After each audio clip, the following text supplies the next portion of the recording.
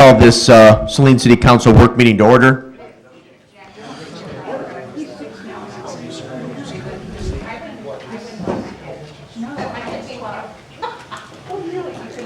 Okay, members present this evening are myself, Mayor Marl, council members CO, Dillon, Gearbaugh, McClellan, and Mitchell. Mayor Pro Tem Tahar will be absent from both the work meeting and regular meeting this evening. From city staff, we have City Manager Campbell, Clerk Royal, DPW Director Fordyce, City Superintendent Engineer Rubel, and Police Chief Hart. The rest of you who are in the audience this evening, we welcome you. We would encourage you to sign in on the back table to my left. Also on the back table is the comprehensive report from Midwest Consulting, a synopsis of their report, and then an old report from 2000 that was provided by Mr. Gary Rubel, his office, which is, it's a little dated, a bit stale, but it's interesting for the purpose of comparison. At this time, the chair would entertain a motion to approve the agenda as amended. Because this is a public open house and because we are encouraged by public participation and we welcome your thoughts and opinions, I'd like to add a public comment period at both the beginning and end of tonight's meeting. Move as proposed. Okay, moved by CO, seconded by Gearbaugh to approve the agenda as amended. All those in favor of approving it signify by saying aye. Aye. Opposed, say nay. Ayes have it. The motion carries unanimously. So the first public comment period. Under the Open Meetings Act, any citizen may come forward at this time and make comment or question to City Council. This public comment period will be limited to 3 minutes per person. Anyone who would like to speak is requested but not required to state his or her name and address for the record. And I would encourage you to come forward to my left and speak at the podium so we can record you. If you have any questions, any thoughts that you'd like us to consider tonight, we would welcome your comments at this time. And again, note that there will be a comment period at the end of the meeting as well. I should also note for the record, we will not be developing consensus this evening, simply discussing this, asking questions, and determining if more information is needed. We will most likely revisit this issue as a discussion item at one of our upcoming City Council meetings. So with that, are there any public comments? Please.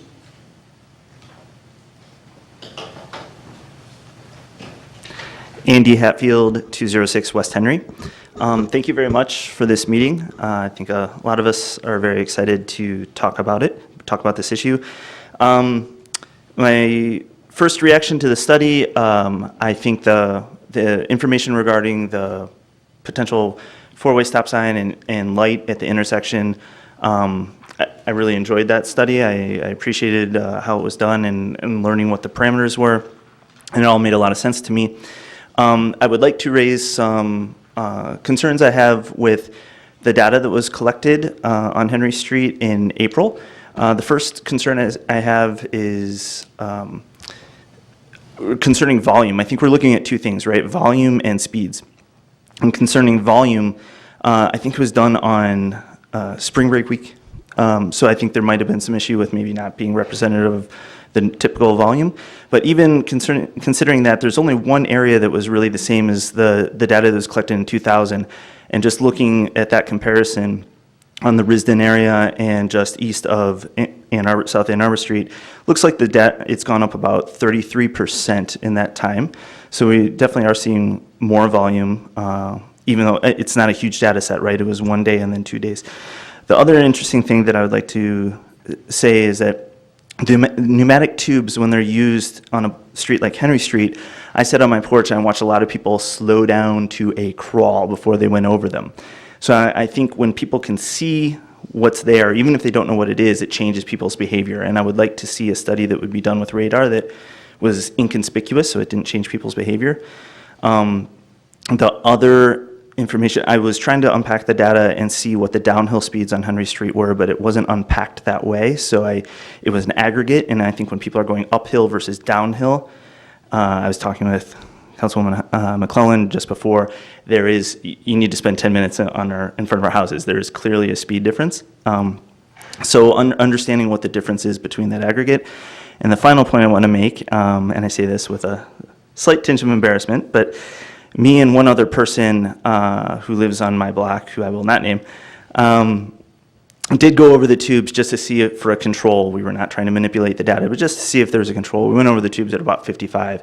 And when you look at the data, there are no speeds recorded. I did it on the Tuesday at about 10 a.m. There are no speeds recorded over 50. So I am a little bit concerned about how it was calibrated and whether it was collecting the data correctly. I did speak to one of the consultants just prior to this, and I think they can probably explain it better, but the feedback I got was sometimes if you go over it too fast, it confuses it gets confused on what axle size you are, and it might not give accurate data. So if we're looking for speed data, again, I think doing something that was radar that wasn't dependent on knowing what the axles were in order to make an accurate judgment might be interesting.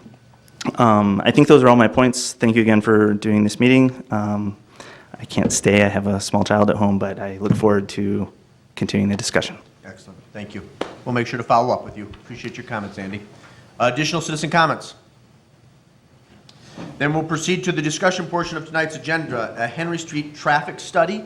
Mr. Fordyce, would you like to introduce our two guests from Midwest Consulting?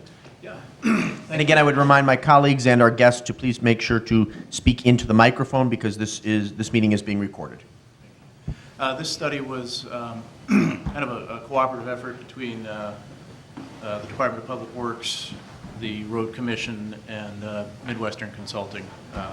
DPW set out the counters to collect the speed and volume data. Washtenaw County analyzed that data for us, processed it, and then Midwestern installed traffic counting cameras at the intersection for the traffic signal study, and then obviously prepared both of the reports. So tonight we have Scott Fisher and Michael Kuhl, both professional engineers working for Midwestern Consulting, and they are going to present the process that we went through and the results, and then we'll answer any questions. Excellent, terrific. Well, gentlemen, we appreciate your time. We welcome you here this evening. I'll turn the floor over to you. Do make sure that the green light is illuminated at the base of the microphone. And because because staff, city council, and our residents have copies of the various documents that you distributed, when you're talking, if you'd reference what you're referring to, I think that would be helpful. And unless there are any questions, the floor is yours, gentlemen. Hello, I'm Mike Kuhl from Midwestern Consulting. I did the two studies, the speed study analysis and the signal warrant study analysis. Just to talk a little bit first about the speed study. Pull that mic just a little bit closer to you, if you wouldn't mind. Sure. Sorry to interrupt. So for the speed study, we obtained the count data from the city staff where they had counted at 4 different locations along Henry Street. One was between Monroe and Lewis, one was between Lewis and Marcana, one between Ann Arbor and Harris, and then one was east of Davenport on the eastern side. The road tubes were set up in a way where there were 2 road tubes across the street. They were spaced at 2 feet apart, and that kind of configuration allows you to get directional volume and speed data. It was then given back to the county where they processed the data and gave it back to the city. We get that from the city, and then there we go from there and analyze that information. I just wanted to talk a little bit about the accuracy of the machines. They aren't perfectly accurate, but they do provide a lot of data for relatively low cost. They are, as mentioned, people do slow down as they're passing over them, and that by a 2004 study that was done for ITE was found to be about 5% for this particular study. But for the remaining 95%, the data reported by the counters was about 2 miles an hour faster than they were actually traveling. And then the accuracy of the counters is about, within 2 miles an hour. So the findings for the 2 locations on the west side, the speed findings were, they're directional, so it's 29 miles an hour to the east and 29 to the west for both of those locations. And that's the 85th percentile speed, which is if you had 100 cars 85 and under would be traveling at that speed or under. So, and then east of Ann Arbor Street, there were two locations, two directions where the speeds were above, 5 miles an hour over the speed limit, which is kind of an indication that things are going way too fast there. At East Henry Street, just east of Ann Arbor, they were going, I think it was 32 miles an hour. Yes, and then just on the east of Davenport, going westbound, the speed was 85th percentile speed was 34 miles an hour. And so kind of the result of that study is that there is definitely some justification for doing some sort of mitigation to help slow speeds along Henry Street. Some of which we could consider are restriping, making the through lanes narrower to kind of press traffic together and just kind of naturally slow them down that way. Striping parking spaces. You could also do curb extensions at either, like a mid-block pedestrian crossing or at the intersections themselves where you force traffic to slow down as they turn, which kind of creates that extra slowing factor. And then another possible mitigation option could be speed feedback signs, which are those speed limit signs with the, where if you're traveling above the speed limit, it will start flashing at you your speed, and it's just designed to remind you, that you're exceeding the speed limit and to slow down a little bit. And it's also designed to where if you're going too fast, they won't show you anything, so that you're not trying to create a situation where people are going, oh, let's see how fast I can go, and just try whipping through there just to see the number. So that's the kind of the way those things work. And now for the signal warrant study, I installed traffic cameras at the intersection of Ann Arbor Street and Henry, and I recorded the traffic volumes and pedestrian volumes there for a period of 24 hours. This was in October 25th and 24th. I then uploaded that to a third-party kind of service that counted those cars for me, but they generally do a very good job of getting back accurate information. And so, I took that volume data, I took the crash data that was provided to me by the city, as well as a third-party website, Michigan Traffic Crash Facts, and kind of used that volume and crash data to go through the 9 signal warrants that are contained in the Michigan Manual of Uniform Traffic Control Devices to see if any of those warrants are met. And if just one warrant is met, it could be used as a justification to install a signal. But just because something might meet a warrant, it's not necessarily the best option for, a signal might not be the best option for the intersection in question. I'll go through the 9 warrants briefly. Warrant 1 is an 8-hour warrant where if you look at a table with the laneage of the street and the speed limit involved and the volume data, if you meet that criteria over the course of 8 hours in a day, then you would meet that warrant, which it does not. Warrant 2 is kind of the same idea, but instead of the table, you're looking at certain graphs with the same kind of criteria. But if there are 4 points above a certain line, then you would meet the 4-hour warrant, which it does not. Peak hour volume warrant, you used to see a lot of that for like shopping centers and things like that, but it's really intended for very large office complexes or manufacturing facilities where you see a lot of people leaving during the afternoon peak hour trying to get out of work there. And so that's not really applicable. The pedestrian warrant involves looking at the pedestrian volume criteria, but that's kind of, the, downtown Ann Arbor quite a few pedestrians are needed to meet that warrant, and so we did not see anything in October of anywhere close to that volume, so that the pedestrian warrant wasn't met. Warrant 5 pertains to school crossings, which, as I understand, it's not on a school crossing or not on a route to school or near a school, so that was not applicable.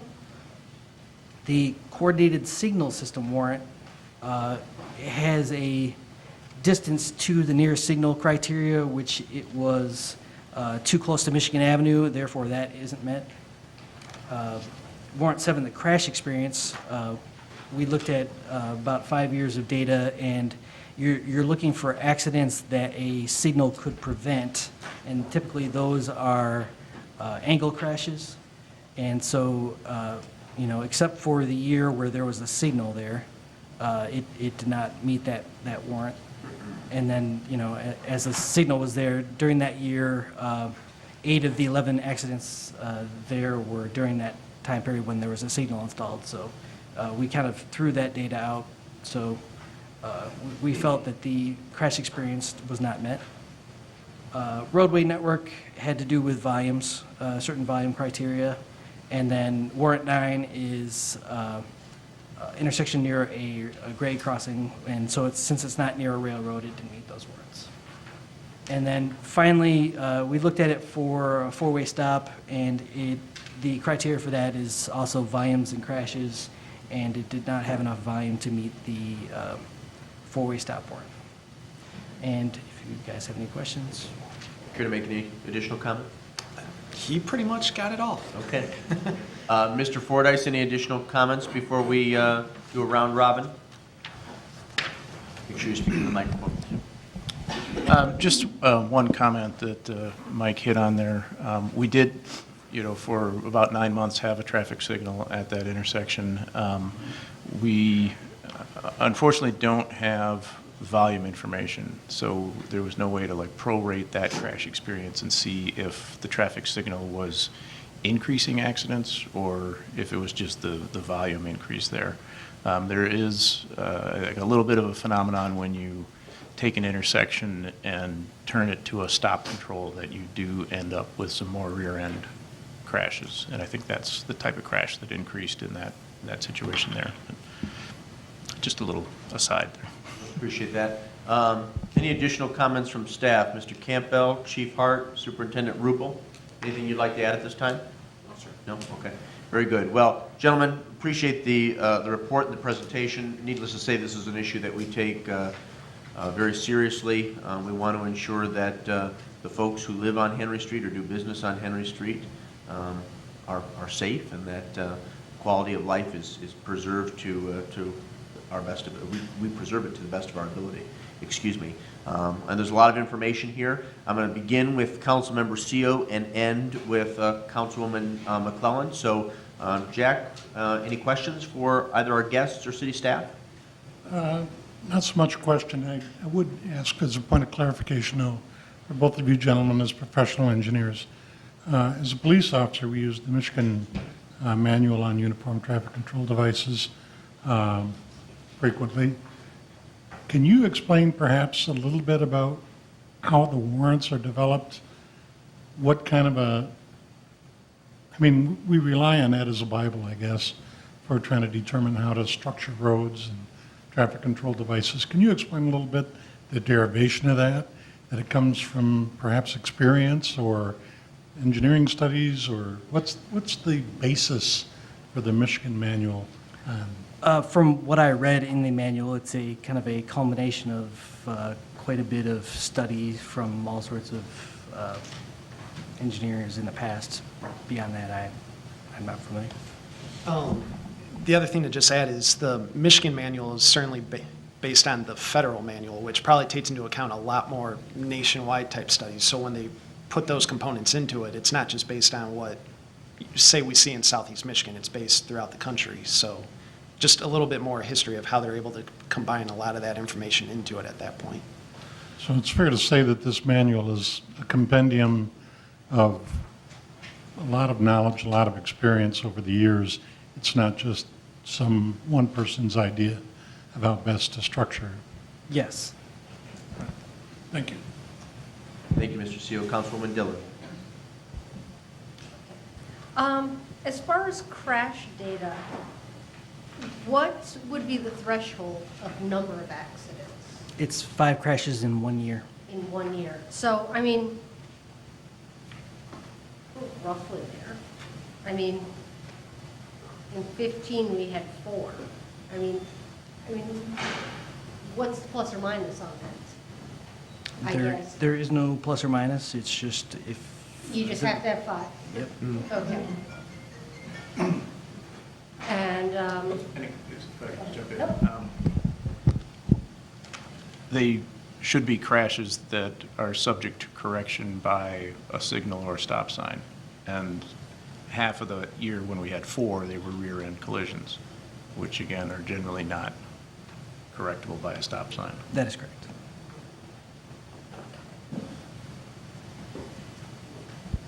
so I guess what I'm trying then to figure out then on the crash data, going to what Mr. Fordyce just said, is I would think that a rear end would be correctable because it's an issue of people not knowing whether or not to stop and the wrong people stopping at the wrong time. I'll answer that. Okay. So when you have that period where people are unsure to stop and decide to slam on their brakes, and that's when you're going to get the rear end accidents for people driving on that side of the street. So it could actually increase with the signal. Okay. What are I think we're thinking signal like red, yellow, green. Yep. Okay. What if it were to be more of a signal that was just a flashing directional? Like for the people that have, that have a yellow, or the people that have a red would have a red flashing. So that it was more of a visual cue. Is there statistics that would show that versus a normal stop sign? Because I feel like part of the issue with that intersection is people don't know what to do until they're at it. And if they had a visual cue further back, If there are studies, I would have to research them, whether or not there's a difference between, say, the flashing versus the full signal or versus the stop sign. So. During the open house, had a discussion where we recognized that one of the issues at that intersection is that some of the north-south traffic thinks there's a stop sign there when there really isn't. And there was a suggestion that maybe a flashing yellow there would make it clear to north and southbound that they are not supposed to stop. So then, yeah, we could have a flashing. I think it makes sense to look into it a little bit and see if this might help things. A flashing red for east-west and a flashing yellow for north-south. and would it make any difference if it was striped differently, like if it had better pedestrian striping? Would that help that intersection at all? Would that have any kind of impact on it? Generally, better striping means safer movements for pedestrians, but I don't know if it would affect really vehicular traffic. It just seems like it would make it so people realize they were approaching an intersection, not just pass through.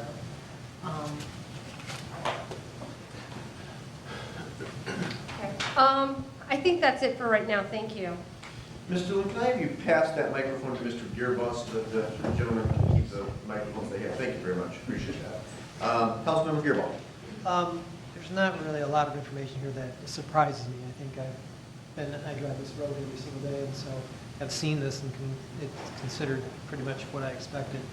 I do wonder about East Henry from the perspective of Old Creek to Harris Street, where the speed limit varies 5 miles an hour going eastbound versus northbound, or versus westbound.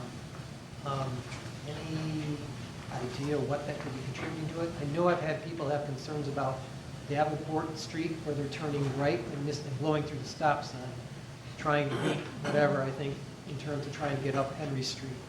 I know we've only got the one study on that side, but that intersection, I think, has proven to be an issue in terms of just something that people like to roll the stop sign and go through.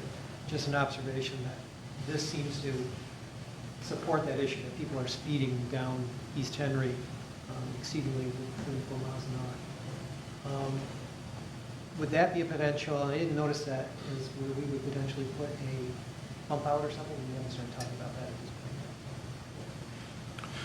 Well, yeah, I mean, we talked about some of the available mitigation options. That intersection could be, I mean, certainly it doesn't have any sort of bump out right now. That could, if we did that there, it would make a fast turning movement rolling through the north-south stop sign more difficult. We haven't looked in detail at any of the intersections in terms of what kind of drainage changes would need to be made to do bump outs so they can be expensive. You know, the other options that were mentioned were the striping and the speed feedback signs. The speed feedback sign is, I believe, still in our this year's budget to purchase one of those, and striping is very inexpensive. So those would be, I mean, it's a little early in the discussion to get to recommendations, but those would be what I think we should do as a first effort to taming these speeds a little bit.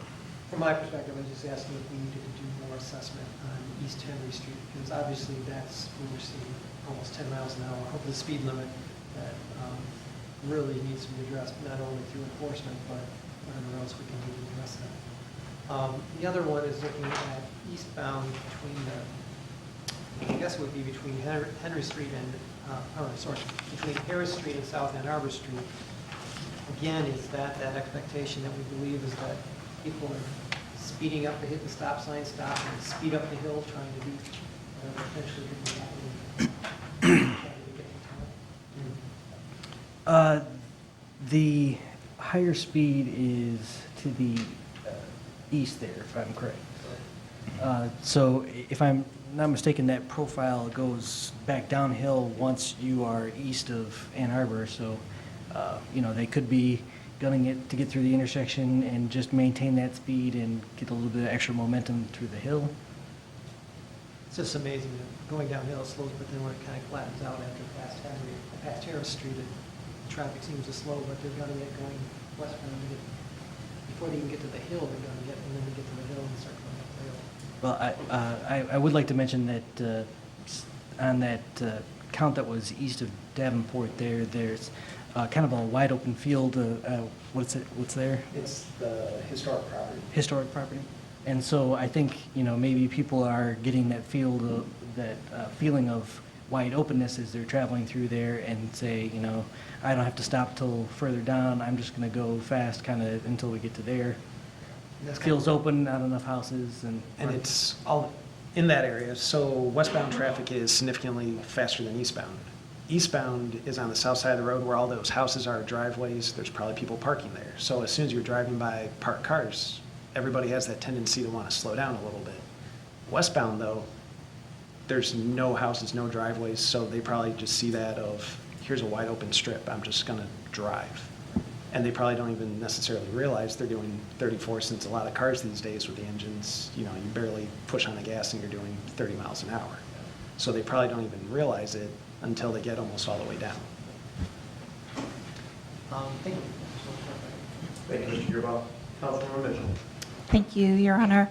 I wrote a few questions down after reading the initial study, and I think some additional questions after talking to neighbors. So what do you know about the pneumatic tubes altering behavior? Is that a known confounder of your data set, or what does the literature say? This particular study in 2004 suggested that at least 5% of all people would slow down because they saw it in the roadway.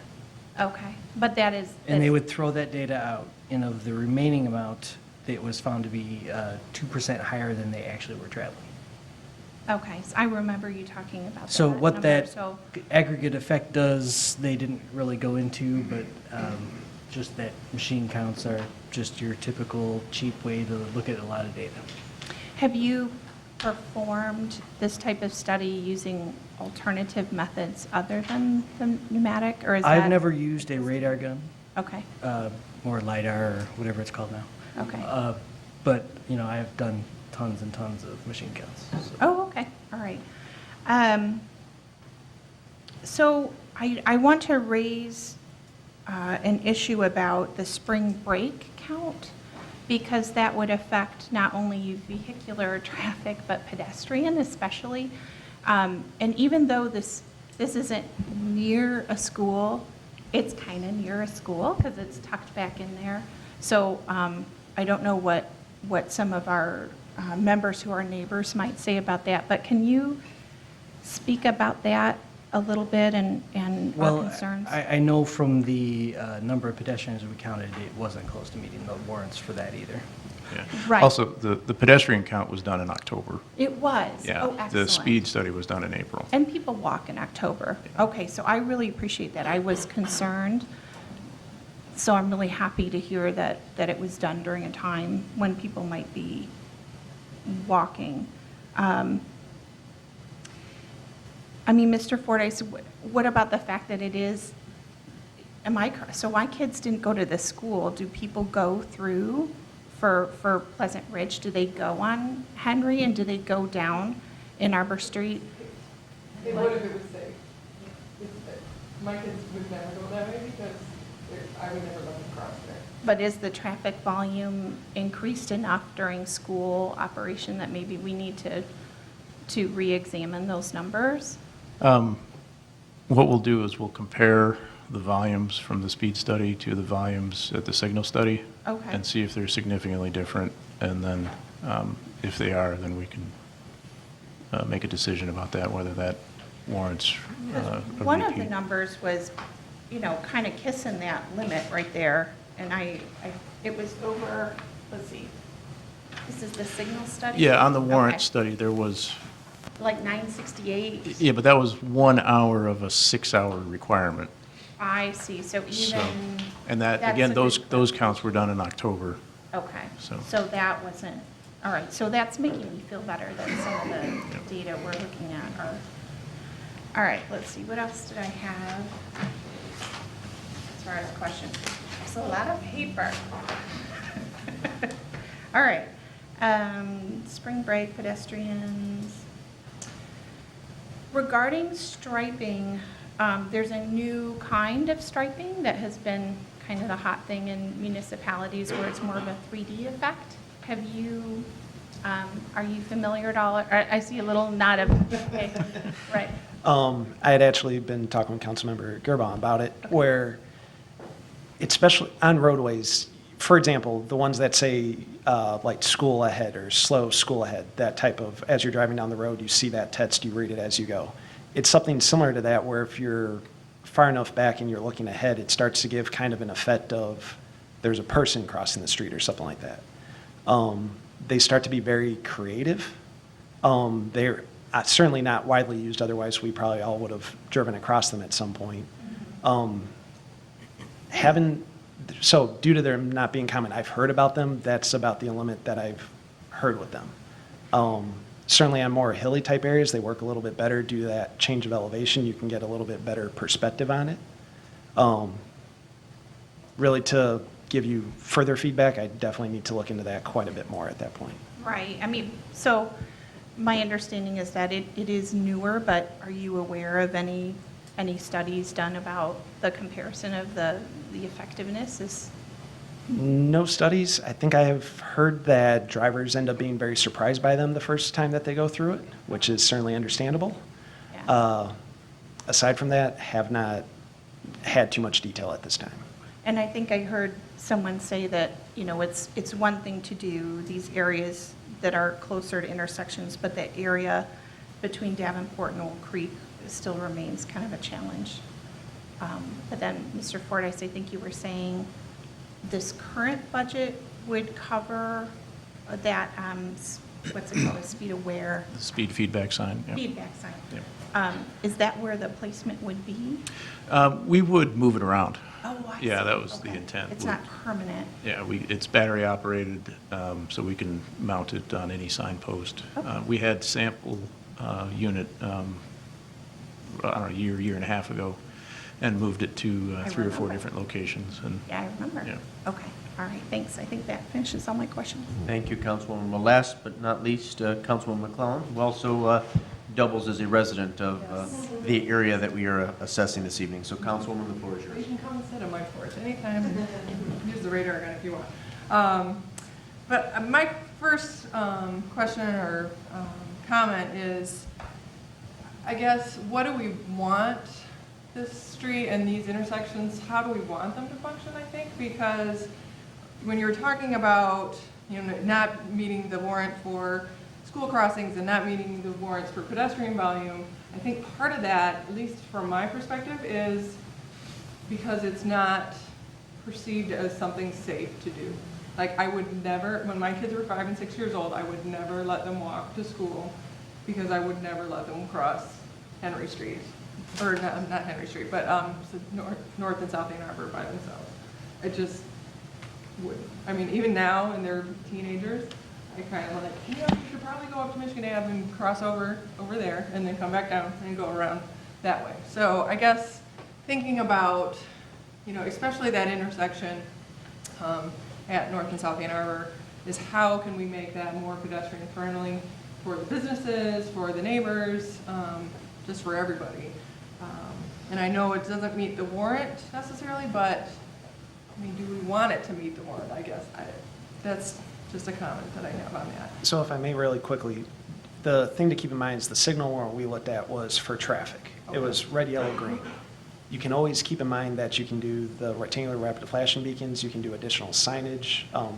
Pavement markings were brought up as just something to help Right. emphasize it. So it doesn't have to only be a signal. It Okay. could be one of these other Gotcha. half And I dozen. think that's, like, where, in my head, that intersection would benefit, not necessarily from the signal, a traditional, red, yellow, green signal, but something to, let people cross there safely. And to let the vehicular traffic cross there safely too. I know we have a lot of situations where, like, it's not a four-way stop. I know some of the neighbors here that live on those corners, they know that all too well. So those were my comments about pedestrian and school. I did have a question about the 15%, so it's 85% are going 29 or under. So is the 15% then the difference? Are they going faster or? Oh, yes, that is correct. Okay, so that's kind of, that's kind of a lot when you live right there. I mean, like I said, and I know that the study says the westbound is the same, but just from my personal experiences, it's just me and my personal experience, they're always going faster going downhill than they are coming uphill, at least on my end of the street, right on the very west edge, for obvious reasons, because you don't have, although we did have one car one time that went up almost to Lewis and got going fast enough to flip his car by, in that 1 block or 2 block span. So, and then the parking on both sides of the street, is that an option for West Henry as well as East Henry? Is that one of the mitigation things? I know there was talk, we had talked at some point about, because it's a arterial street or something like that, that you can't do Yeah. that, or it affects the funding somehow? Right, it's a major street, and currently East Henry is a major street designation, and it does not meet the requirements for parking on both sides. Parking is allowed on both sides, and as best I can tell, that was grandfathered in when we originally designated our streets back in the 60s. So West Henry has parking on one side of the street and does not have enough width to meet major street standards for parking on both sides. Okay. And is that from the federal standards or the state standards? Where does that Those come are from? state standards. And that affects the PA dollars? Yeah, Okay. Act 52. Okay. And then, question about the side of the street, does that matter where the parking is? I know for me and for the downhill side neighbors, when you're pulling out of a driveway on the bottom of a hill and you can't see up the hill to see what the traffic is coming down, is there potential to switch that so that the parking comes to the other side of the street, so that you can have a little bit more safety on pulling out of your driveway without just kind of counting from Lewis, where you can see a car at Lewis and just counting and hoping that you can get out of your driveway without. Right. I think, so that stretch of Henry has an unusual crown. Usually a road has its highest point in the middle. Henry slopes from one side down to the other side. And I think the parking side was selected based on winter driving conditions and preventing traveling cars from sliding in icy conditions into parked cars. By and large, I think if we moved the parking to the other side, those sight line visibility problems would be just about the same on the other. I understand that it does, the cross slope, if you're on the low driveway and you're looking up, you might have a little bit better visibility, but I don't, because of that cross slope and the sliding problem, I think it's safer to keep it on that side. And then I think that was it. I think my neighbors have brought up the other questions and stuff, so I think that's it for me. Thank you. There are additional questions from the dais. Mr. Gearbaugh, did you have one? Make sure you get the mic from Ms. McClellan. Yeah, just to clarify, when we were talking about the other pedestrian possibilities, so we could have like a flashing light for the crossing of South Ann Arbor Street or blink. And we have the stop sign on east and westbound, but going north and south, we would put something up there that potentially that would signal a crosswalk. So if somebody presses the button and flashes it, that would be allowable at that type of intersection. Because then it basically would bring traffic to a stop, similar to what's on Huron Street or even on East University or South University. Woodland's a little different. Woodland is a flashing yellow signal. It does not necessarily require the cars to stop. I mean, there's basically it's an enhanced yield at that crossing. It is an active signal, so it is attention getting, but it's not a stop. It's a yield to pedestrians. A hawk signal is a stop, but they're also very expensive. They cost almost as much as a traffic signal. I'm not aware that there's a warrant for a hawk. I think you can make your own local decision to decide we want traffic to stop for pedestrians here. My one concern with having the flashing yellow and red there is that that's going to open up to speed right through that light. South Ann Arbor Street, either going north or south, if we have a yellow light that says this really is an intersection to stop at, people speed up and go through there. That whole street at South Ann Arbor is just becoming a racetrack. I would rather this idea of having people that potentially think it's a stop sign the way it is right now seems to be a better approach because people are more cautious than they are. The idea of being able to, I don't need to pay attention to anything here because a yellow blinking light would mean a lot of people that just means go faster. That's always what I've been told. But that's kind of one of my concerns on that one. The other aspect of when we talked about the issues with Henry Street and parking and everything, and you just mentioned about grandfather in, what does that mean when you said that? Does that mean we could put parking anywhere on No. Henry Street on both sides? Where there was parking when it was designated as a major street, we can keep parking there. So east of Harris, there's parking on both sides of the street, even though there's not enough width there to meet major street standards currently. So if we were trying to designate that as a major street today, we wouldn't be allowed to put parking on both sides, but because it was there when, from way back when. Parking on both sides in between Harris and South Ann Arbor Street should be allowable because semis used to be able to park on that street up and even do now, I believe, for unloading and unloading. It's not designated parking. It's, But they may do it.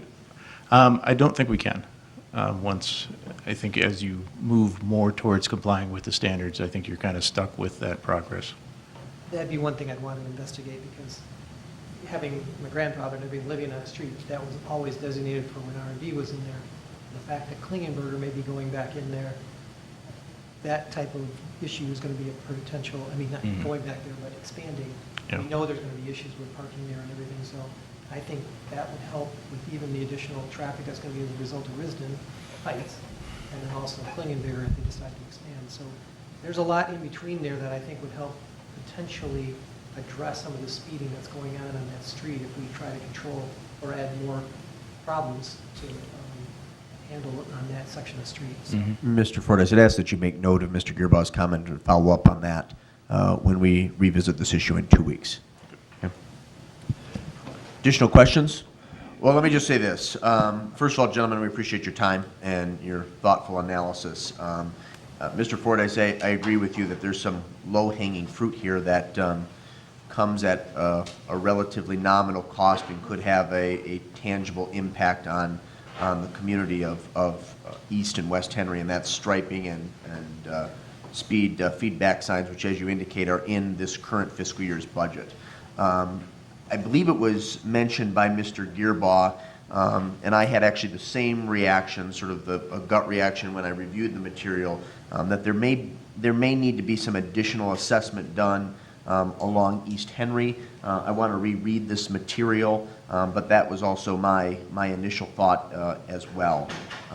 Needless to say, there's a lot here to digest, and issues involving the safety and quality of life along East and West Henry are of critical importance.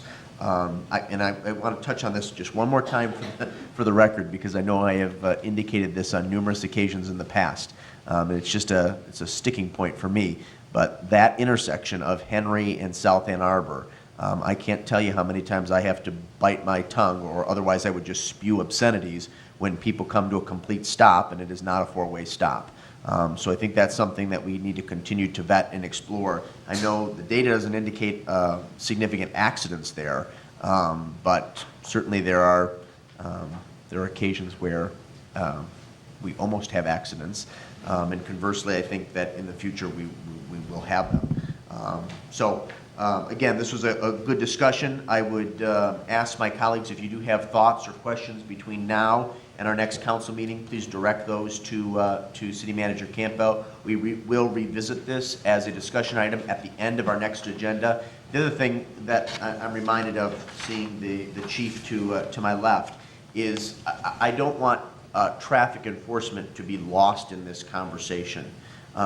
For years, especially when I was young, Saline had the reputation of being pretty aggressive and on top of traffic enforcement. We issued a lot of tickets, and for good reason, and I was actually proud of that standard and that reputation. And I think that's declined a bit, but I think it would be beneficial for our residents and those who frequent East and West Henry Street to see greater police visibility in the coming years. I would also indicate for those members of the public, again, the comprehensive report is on the back table, as well as a synopsis, along with an analysis that was done in 2000. If you'd like additional copies or an electronic copy of any of those documents, please contact the clerk's office, and they would be more than happy to provide those. Are there any additional questions or comments at this time? Then we'll proceed to our second public comment period.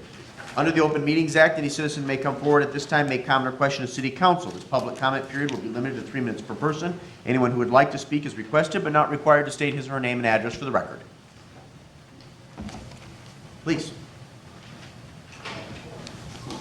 Hi, my name is Julie Charney. I live at 202 East Henry Street, which is directly between South Harris and Davenport. I'd first like to say I do think an additional study or research needs to be done. There's approximately 500 students that attend Pleasant Ridge, let alone 5,000 students in the district. So at spring break, I can guarantee you the traffic is significantly decreased. I would like you to take into consideration on East Henry Street, lots of us have single lane driveways that are short. So therefore, there is not always additional room for a second car. So to the residents in my little area, that is important. I agree with Ms. McClellan that the safety up at Ann Arbor Saline Road and Harris for pedestrians needs to be reviewed. As many people go to farmers market, etc., it is a dangerous intersection to cross. And because of where I live, I feel as a resident, and I know it comes out of trying to improve the quality of the city. As a resident, I have been inconvenienced due to the improvement in quality by the South Davenport construction, the Michigan Avenue construction, and by the water treatment issue that's going on. So whatever you guys plan on doing, please take into consideration also the inconvenience it's going to cause for the residents that have had to deal with all these issues for 2 to 3 years in a row. I would appreciate that. Thank you. Thank you, Julie. Are there additional citizen comments? Please.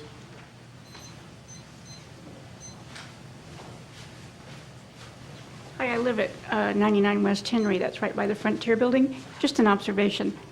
When I've been in my front yard, especially in the summer, like gardening or whatever, a lot of people are going way faster than the speed limit. One time I even had a policeman going by in his car stop and ask me if I had seen cars speeding. I said, yes, I just saw one. And trying to stare these people down doesn't work. So that's just my observation. And when I would walk my kindergartner grandson to Pleasant Ridge, crossing Ann Arbor Saline Road is really an issue. We'd certainly never let him walk alone, but even walking him, there's a lot of traffic. That's just an observation. Thank you. Thank you, ma'am. Any additional citizen comments? Well, again, for the record, we will revisit this as a discussion item at our next council meeting. At this time, the chair would entertain a motion to adjourn at 7:23 p.m. Moved by Councilwoman Dillon, seconded by Councilmember Gearbaugh. All those in favor of adjourning signify by saying aye. Aye. Opposed, say nay. Ayes have it. This meeting is adjourned.